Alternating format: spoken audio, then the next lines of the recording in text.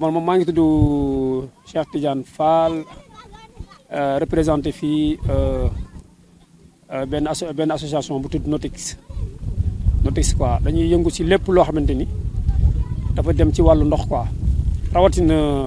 féey ak jàngale féey ak sauvetage. bon léegi nag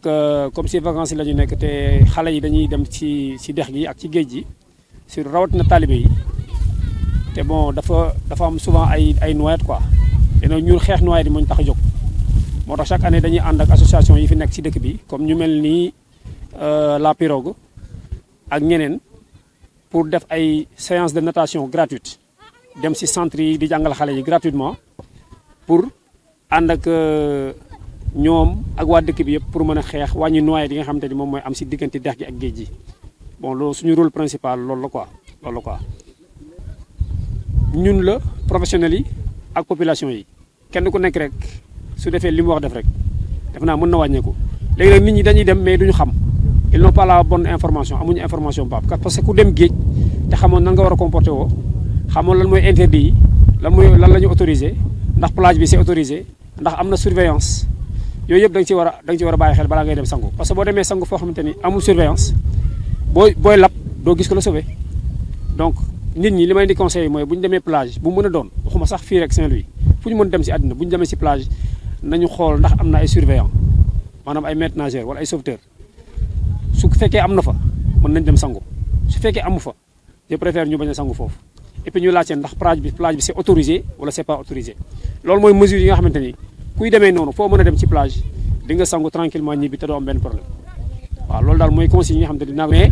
su fekkee da nga lekk un repas copieux maanaam da nga añ ba suur nga lekk ba suur lekk ba sa biir fees nga naan ba mandi xam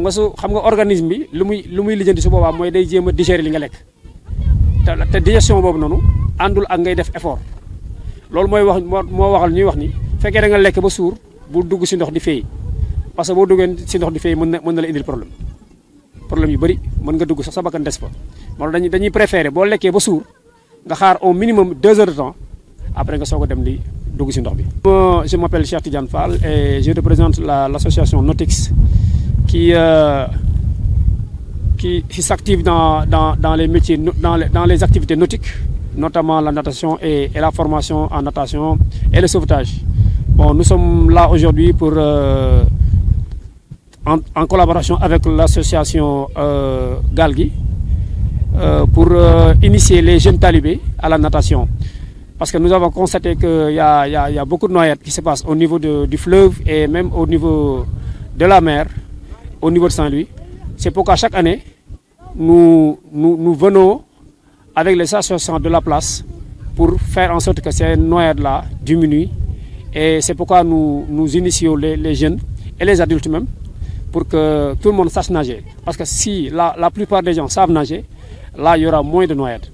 Surtout les talibés qui sont ici, qui sont un peu démunis. Donc, nous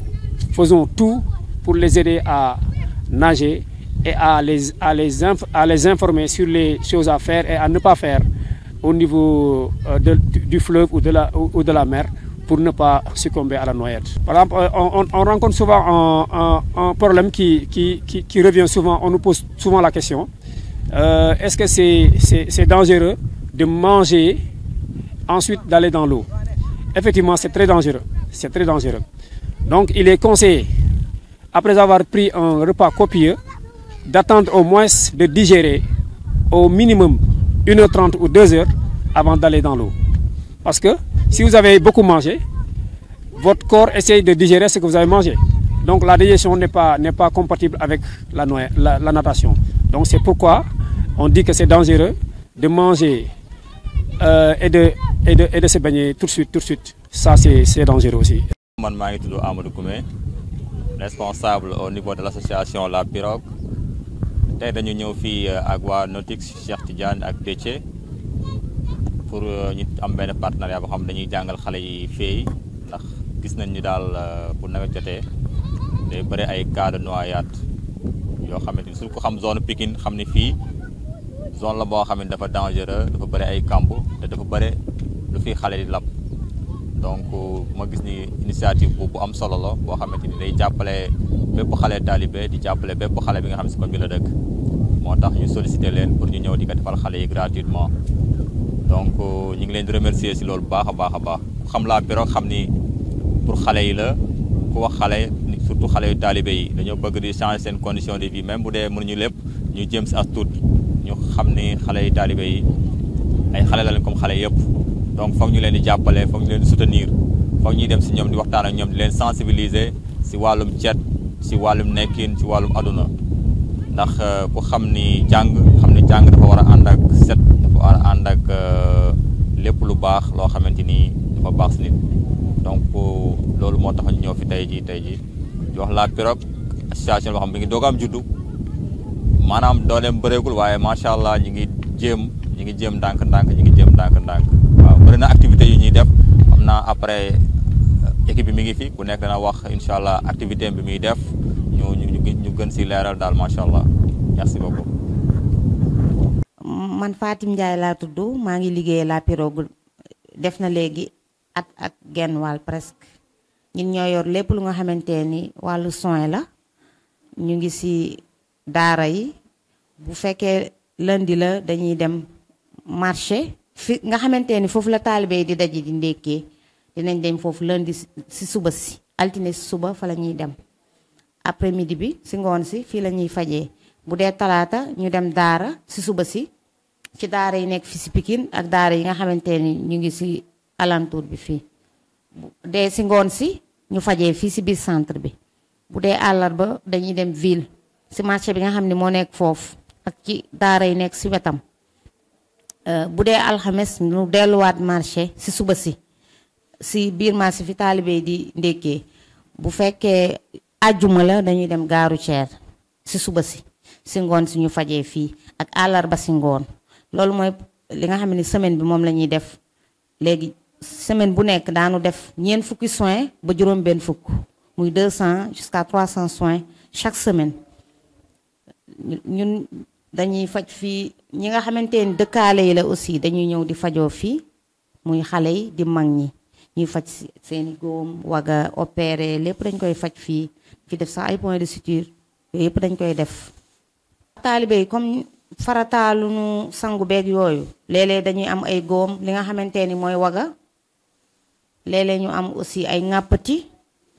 léeg-léeg tamit ñu am ay dagg-dagg wala ay gaañu-gaañu yu metti dañ koy faral di am waaw dañ koy def dañuy dem ci daara yi di sensibiliser xale yi muy taalibe yi sëriñ yi dañuy waxtaan ak ñoom dañuy organiser fii ay réunion causerie yu nga xam ne dañ leen di sensibiliser ci xale yi ñuy gën a góorgóorlu ci wàllu set gi ñuy sangu bu dee wàllu waga bi ñuy sangu bu nu sangoo ba set bu nu ñëwee fii ba la ñuy faju aussi dañ leen di wax ñuy sangu fii ci douche bi ba set wecc bu nu ñëwee ñu faj leen joxaale leen ay garab bu ñu amee antibiotique dañ leen koy jox bu dee wàllu ci biiru bi tamit am nañ fii ay test palu yoo xam ni bu nu ñëwee bu nu xoolee ni signe ci biiru mi ngi ci ñoom dañ leen defal test bu fekkee dafa positif ñu yebal leen ci poste de santé bi boole ko ak test bi bu nu ñëwee bu nu demee ñoom dañ leen defal traitement bi maanaam dañ leen di faj ci gratuitement. waaw war nañ ñuy aider war nañ ñu jàppale aussi ci wàllu garab yi comme ñu centre bi moom dafay def ndimbal ci faj geeg yooyu donc war nañu nu xool daal war nañu gestu ci bu nu amee loo xam ne war nañ ko dimbalee xale yi ci wàllu garab su ñun ñi nga xam ne dañuy faj soxla nañ ay garab lu mel ni ay bétadine ay compresse ay lépp lu nga xam ne wàllu faj la rek bande yooyu yëpp soxla nañ ko jërëjëf. salaamaaleykum maa ngi tudd Babacar Nguer maa ngi liggéey fii centre de la Pirogue mois de mars man maay artiste bi maay gérer tout ce qui est art peinture bricolage activité manuelle avec les enfants quoi les enfants talibés ak les enfants du quartier. activité yu ñuy def fii ñu ngi fay activité 3 fois par semaine lundi mardi et mercredi. lundi soir ñu ngi def activité peinture sur toile yi dañuy def peinture ak xale yi soit damay dessiner ci toile bi après booy ñoom ñoo ci topp def coloriage. en même temps aussi am na jour yi nga xamante ni dañuy defaale ñoom tamit dama leen di def ñu bàyyi def peinture peinture libre ñoom ñooy dessiner seen bopp après ñoom ñu tamit génnee seen imagination ak lu nekk seen xel ak seen bopp ak peinture bi. mardi tamit dañuy def bricolage à papier tout ce qui est bricolage recyclage tamit force mbedd bi li nga xamante ni dañ koy sànni récupérer waat ko defar si ay objets soit ay fer soit ay plastique. même mercredi bi tamit en même temps tamit dañuy defaale tamit peinture libre. d'habitude booy su bëri émotion yi ñuy génne mooy yi nga xamante ni moom yu ñuy vécu seen biir kër yi ak yi nga xamante ni ay jouets ak ay animal yu si bëri ñoom yooyu la ñuy génne quoi. waaw gis naa si ay boy yi nga xamante ni yu mën dessin lañu yu mën tamit peinture lañu waaw ay boy yu am talent. waaw suñu continuer dans si mën a percer bu baax a baax. bu liggéey bi gën a yemb ñun fii si suuf la ñuy liggéeyee mais suñu amoon ay table ak ay chaise am benn endroit yi nga xamante ni daan si mën a liggéeyee normal xamante ni condition de liggéey bi ak condition de travail bi dina gën a confortable quoi. tey à chaque fois dañ leen di togg 5 jours sur 7 repas yi c'est varié dañ koy varié des fois ñu togg ceeb des fois ñu togg cu ça dépend rek parce que dañu am emploi du temps donc chaque jour on donne 100 repas par jour moom la ñuy jox xale yi bu jeudi jotee ñu defaral leen goûter soit ci jox leen ay mangue wala ay tàngal wala daggal leen banana tout ça. waaw bëgg nañ ko bu baax a baax parce que au commencement du projet dañ daan jël ay plat di leen si yàqal autour 8 taalibe ñoo si daan nekk dañ daan gis ni ñoom dañ daan jiiroo mais après bi ñu concerté wee suñu biir ñu décidé jënd 100 plats yu ndaw comme platu laax yi léegi ku nekk dañ lay yàqal sa plat jox la maintenant y a plus de bagarre dañuy lekk tranquillement après dem raxas seen bool naan seen ndox ñibbi. parce que pour le poisson rek je dépense 100 000 par mois oui le poulet aussi je dépense presque 25 000 par mois après y a les légumes je dépense au moins 50 000. Il y a aussi le ravitaillement du mois. Chaque mois, on me donne 200 à 250 pour acheter le ravitaillement. waaw bu baax bu ñu ko amoon jël de parce que boobu ba léegi ñu ngi koy chercher bu ñu amoon ñi nga xamante ni mën nañu dimbale si ravitaillement bi di ñu may ceeb wala diwlin des fois ñu may ñu ginaar wala jën wax dëgg yàlla dañuy jël parce que soxla nañ ko bu baax a baax parce que budget la. asalaamaaleykum man maa ngi tudd Alassane. man maay enseignant bi fii au niveau de la pirogue lépp loo jëm ci wàllu cours maa koy joxe donc voilà. ñuy joxe fii cours yi ñuy joxe fii en général ñu ngi koy jox taalibe yi ak enfants du quartier yi nga xamante ni ils ont pas les moyens pour s'inscrire au cours de soutien donc voilà taalibe yi ñu ngi joxe cours à domicile au niveau de Daara ak fii nga xamante ni au sein de l'association quoi. maanaam xale yi nga xamante ni duñu mën di jógee daara pour ñëw def ci fii cours da leen di fekk ci foofu defal leen cours gratuitement xale yi nga xamante ni aussi tamit ñoom am nañu mobilité ñëw fii ci association bi fii lañ leen di defalee cours quoi donc voilà on donne aussi des cours de soutien aux enfants qui n'ont pas les moyens de s'inscrire au cours quoi voilà ñi nga xamante ni ci quartier bi lañu dëkk da leen di jàppale de la classe de CI jusqu'à la classe de 3e. voilà macha allah et aussi am nañ benn projet boo xamante ne ñu ngi koy tàmbali septembre incha allah am nañ ay parrains yoo xamante ni des bonnes volontés yoo xam ne dañu jël 10 enfants en charge voilà dañu jël 10 enfants en charge donc de 6 ans à 7 ans donc benn classe académique la quoi classe similaire quoi voilà même cours yi nga xamante ni moom la ñuy jox ci classe CI moom la leen di jàngal. classe préparatoire la pour ñu préparer seen cursus quoi pour mën bu ñu paree ñu inscrire incha allah. asalaamaaleykum maa ngi tudd Ndeye Kane maa ngi dëkk fii Pikine maa ngi nekk fii ci centre La Pirogue wetu jumaay Tukulëër am naa fi 1 an et demi ba nu commencé ba léegi maa ngi fii ci centre bi lépp lu wàllu hygiène maa ko amee fii ak deuxième cuisine bi ci kaw. li may demande rek leen la mooy que ni fii. dañ ko ubbi di si dimbale ay taalibe ak ñi nga xamante ni seen dool dafa néew kon amal na ñu bari njëriñ rawatina waa Pikine ndax ñu doo ay doom Pikine ñoom ñoo fi fréquente ñoo ëpp bénéfice à chaque fois xale yi fi nekk yëpp ay doom Pikine lañu taalibe yi itamit noonu dangay gis koo xam ne sax bokk ci koñ mee def fii ñëw li ñuy dem ñaan rek mooy képp koo xamante ne dangay def te yàlla tax ñoo ngi lay ñaan nga dimbale nu bañu nu dara nag bañ nu ceeb bañ nu dëwliñ bañ nu suukar ba ci yére bañu nu ko siwo ménage ma daal lépp lu nu waaye may loo xam te ne mën na jëmale sant bi kanam dimbale nu ñu defa nag bu nu nangu ñi nga xam te ne ñoom ñoo bàyyi seen réew dikk ñëw fii gën nu gore parce que nu bàyyi seen réew dikk ñëw fi def pour doomu Sénégal kon waa Sénégal fa ñu def seen loxo xeebun dara nag lu ñëw ñu jël mais tamit ci wàllu set boobu ñun ñoo ngi ciy def suñu wàllu ndax ñooy ngoo comme que dañu indi xale yi fii nii pour ñu war a set à chaque fois ñoo ngi nettoyé def nañu poubelle ci suuf am na ñaari poubelle ci kaw itamit am na poubelle à saa su ne kenn ku nekk loo takk da naan ramassé nga yukk ci mbalit ba balaa ñuy wàcc poubelle yëpp la ñuy vidé ba mu set wecc pour wàllu set gi moom macha allah ñu ngi sant yàlla bu baax parce que boo xëccee ay doomu jàmbu dugal leen ci benn centre nga woote foofu set